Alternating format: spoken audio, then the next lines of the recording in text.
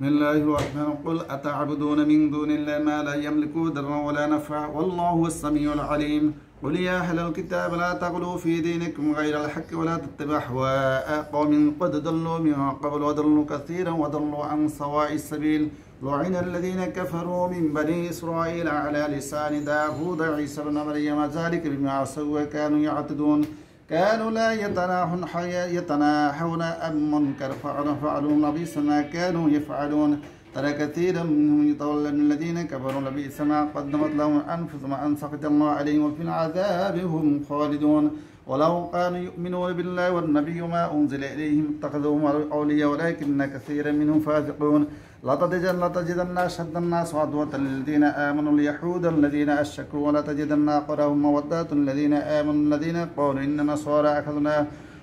إن نصارى ذلك بأنهم منهم قسيسين ورهبانا وأنهم لا يستكبرون.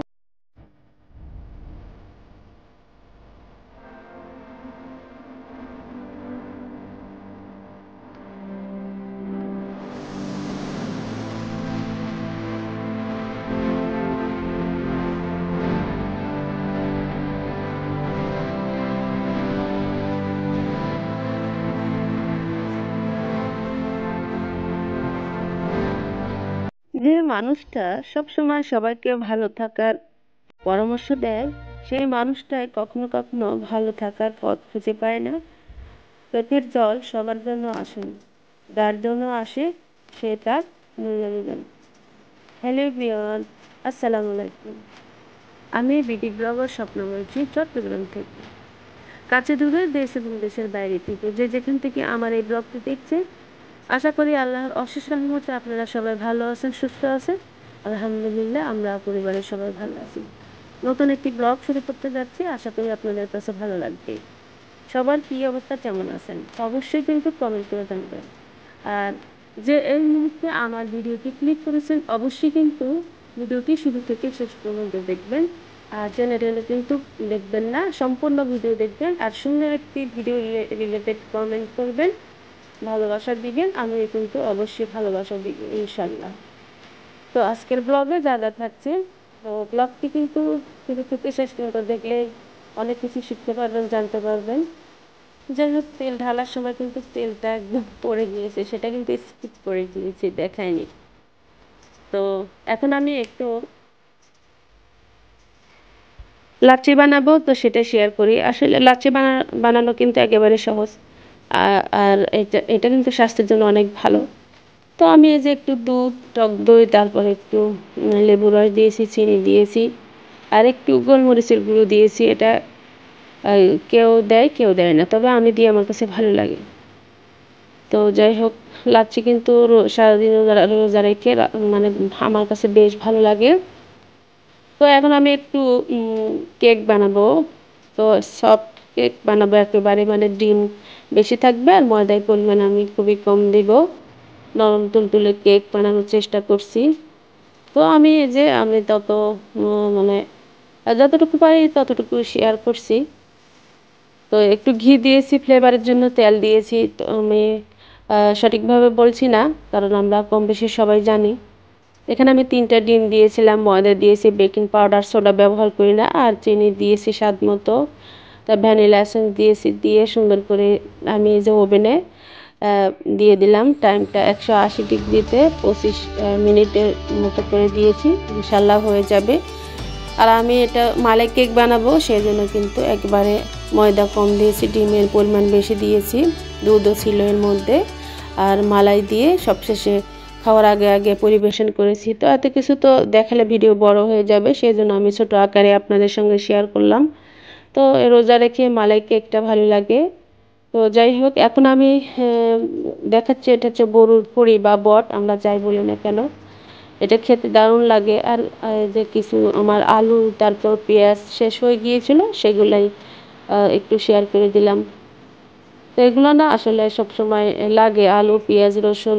তো রোজার মাসে তো আরও বেশি এগুলো লাগে। আর আমি বট ভাজার আগে যেটা করি, যে এখানে একটু হলুদ আর একটু লবণ গরম পানি দিয়ে একটু সিদ্ধ করে নিলে হয় কি, এর যে একটা বাজে দুর্গন্ধ সেটা চলে যায়, আর একটু সিদ্ধ হয়।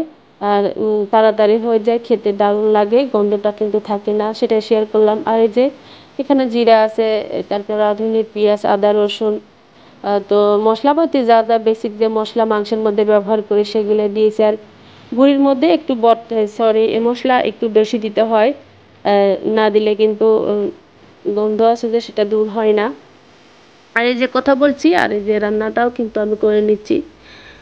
তো এর মধ্যে আবারও হালকা পাতলা আমি জিরা রাঁধুনি দিয়েছি, বেশি করে পেঁয়াজ কুচি দিয়েছি। সরিষার তেলের মধ্যে যখন মশলাপাতিগুলো হয়ে আসবে তখন আমি ভুঁড়িগুলো দিয়ে দিব। আর এখানে যে শাক দিয়ে বাটা মাছ রান্না করছি, খুবই মজা হয়। এটা হচ্ছে বৈতার শাক বলে, সেই শাকটা আমার খুবই প্রিয়, তো ওগুলো দিয়ে করলাম। এই রেসিপিটা আমি প্রথম বানালাম, খুবই মজা হয়, চাইলে কিন্তু ট্রাই করে দেখতে পারেন, অনেক স্বাদের একটি জিনিস। যাই হোক, তো আমি তো জানি না আমার আজকের ব্লগ কে দেখছেন, যে যেখান থেকে দেখছেন প্লিজ একটি লাইক দিয়ে ভিডিওটি কন্টিনিউ করে যাবেন। আর যদি ভালো লাগে তাহলে চ্যানেলটি সাবস্ক্রাইব করে পাশের যে অল অপশনটি আছে সেটা কিন্তু ক্লিক করতে ভুলবেন না, এতে করে আমি নতুন কোনো ভিডিও দিলে ভিডিও নোটিফিকেশন আপনি সঙ্গে সঙ্গে পেয়ে যাবেন। আর অলরেডি এই কাজটি যারা করে দিয়েছেন তাদেরকে জানাই অসংখ্য ধন্যবাদ। তো আর আমার ফেসবুক পেজ আছে, প্লিজ ফলো দিয়ে দিবেন, আমি কিন্তু ফলো অবশ্যই দিব। কথা বলতে বলতে আমি যে মশলাগুলো একটু আগে বলেছিলাম, সেই মশলাগুলো পাটায় পিষে সুন্দর করে তেলের মধ্যে যে ভেজে নিচ্ছি, এটা হচ্ছে বটের জন্য। আর এই যে সিদ্ধ করে রেখেছিলাম যে সেই বটটা এখন আমি দিয়ে দিচ্ছি। কি বলবো, মানে বট ভাজি না খেতে খুবই মজা লাগে, আমরা সবাই খুবই লাইক করি। আর এই বটগুলা নরম হয়েছিল তো, আর খুবই মজা হয়েছিল। তো ঝাল লবণ সব কিছু একদম পারফেক্ট হয়েছিল। তো আমার হাজব্যান্ডও বলে খুবই মজা হয়েছে। তো মাশাল্লাহ, রোজা রেখে এ ধরনের খাবার খেতে কিন্তু ভালো লাগে। তো এখন আমি যে ভালোভাবে এটাকে সিদ্ধ করে নিব, আর বেশি করে একটু আলু দিলাম, আলু আর তার সাথে আরও অনেকগুলা পেঁয়াজ দিয়েছি। পেঁয়াজ কিছু দিলে খুবই মজা হয়, খেতে অনেক অন্যরকম স্বাদ আসে। যাই হোক, মনটা আমার ভীষণ খারাপ, কারণ কিছুদিন আগে যে আমি একটা মানে ভিডিও ছেড়েছিলাম, সেই ভিডিওর মধ্যে সাবস্ক্রাইব করার পর অনেকে উঠে নিয়েছেন। তো কি বলবো, মানে মনটা ভীষণ খারাপ হয়ে যায়। সাবস্ক্রাইব নেওয়ার পর আবার উঠিয়ে নেন, তো যে করেন না কেন, উপরে আল্লাহ আছে, আল্লাহ আপনার বিচার করবে, আল্লাহর উপরে আমি ছেড়ে দিলাম। আমি কিন্তু এরকম করি না, সব আমাকে যারা কমেন্ট করেন তাদের পাশে থাকার সবসময় চেষ্টা করি, আর আমার সাথে এরকম হয়। যাই হোক, এই ইউটিউব থেকে মনটা একেবারে উঠে গেছে, তারপর কি আর করা, বাকিটুকু আল্লাহর হাতে ছেড়ে দিলাম। যারা মানুষকে ঠকায় আমি এটাই বলবো, আল্লাহ তাদেরকে ঠকাবে ইনশাল্লাহ। কথা বলতে বলতে আমার ইফতারের আয়োজনটা হয়ে গিয়েছে, যে কেকটা পরে কিন্তু আমি মালাটা মানে দিয়েছিলাম। আর এখানে যে বেগুনি, তারপর আলুর চপ, পেঁয়াজু যা যা দরকার আমি সব কিছু করেছিলাম, চিরা করেছিলাম আলহামদুলিল্লাহ। আর তারা দেরি হওয়াতে তো একসাথে আমি দেখাতে পারিনি। এই যে বট ভাজিটা এখন আমি দেখাচ্ছি সবার শেষে। তো ইফতার আইটেম করতে করতে দেরি হয়ে যায়। তো মানে কি বলবো, যেহেতু ইফতার আইটেম ঘরেই বানাই, তো খুবই দ্রুত সময় চলে যায়, আর আজানটা খুব তাড়াতাড়ি পড়ে যায়, তাড়াহুড়া করে বানাই। আর এই যে আমার ছেলে খাচ্ছে, আমি বলছে কেমন হয়েছে একটু বলো, বলে আম্মু খুবই মজা হয়েছে। আমার ছেলে কিন্তু বারবার নিচ্ছিল, বলা খুবই মজা হয়েছে আম্মু। তো যাই হোক, এখন আমি শেয়ার করছি, আমি কিছু শপিং করেছিলাম, সেটাই আপনাদের সঙ্গে শেয়ার করি। আসলে কেনাকাটার তো কোনো শেষ নেই, সংসারে একটা জিনিস শেষ হয়ে গেলে মনে হয় আর একটা জিনিস দরকার। তো গতকাল আমি একটু বের হয়েছিলাম, তো একটু কিছু দরকার ছিল, যেমন আমার তেলের যার দরকার ছিল, দুইটা আছে আর একটা দরকার। তো সেই জন্য এটা নিয়ে নিলাম, আর এটার দাম নিয়েছে 250 টাকা। কেমন হয়েছে আপুরা আমার এই তেলের জারটা অবশ্যই কমেন্ট করে জানাবেন। খুবই সুন্দর। এই যে লাগানোর যে এটা আছে, এটা অনেক টাইট, অনেক সময় দেখা যায় কি লুজ হয়। যে আগেরগুলা নিয়েছিলাম, যে ওগুলো ব্যবহার করে মজা পাই না, মনে হয় তেল পড়ে যাবে। এটা অনেক সুন্দর ছিল।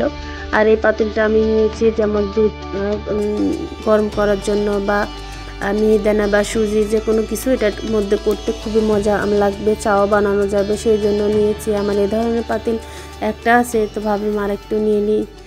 আর এই যে এই বোতলগুলা দেখেন, আমি যেরকম ছিল ওটার উপরে ময়লা আছে, আমি পরিষ্কারও করে নিয়ে ভুলে গিয়েছিলাম। তো এগুলো দরকার ছিল, নিয়েছি, দুইটা নিলাম। আর যে রংধনু এই বাস্কেটগুলো না খুবই কাজের, তো ওইগুলো নিয়ে নিলাম। এগুলোর মধ্যে আমি বিভিন্ন ধরনের নাস্তা ফ্রোজেন করে রাখতে পারবো, তারপর যে কোনো বাজার সদাইও আমি রাখতে পারবো। আমি আটা ময়দা রাখার জন্য নিয়েছি। তো আমার আটা ময়দা রাখি যে সেটার একটা ঢাকনা নষ্ট হয়ে গিয়েছে, ভাবলাম যে এখান থেকে নিয়ে নিই। এগুলা দেখতে সুন্দর, আর যেহেতু সাদা, যেটাই রাখবেন সেটাই দেখা যাবে। এগুলো নিয়েছিলাম আমার 300। আজকের মতো এই পর্যন্ত। আল্লাহ হাফেজ, আসসালামু আলাইকুম, টেক কেয়ার, বাই বাই।